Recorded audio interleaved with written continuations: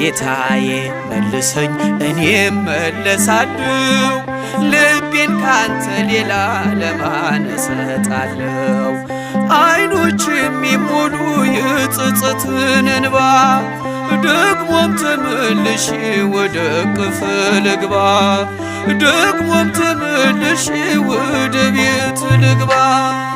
እረኛዬ እረኛዬ እረኛዬ መተማመኛዬ ጠባቂ አለኝ ክርስቶስ መቼም የማይተወኝ።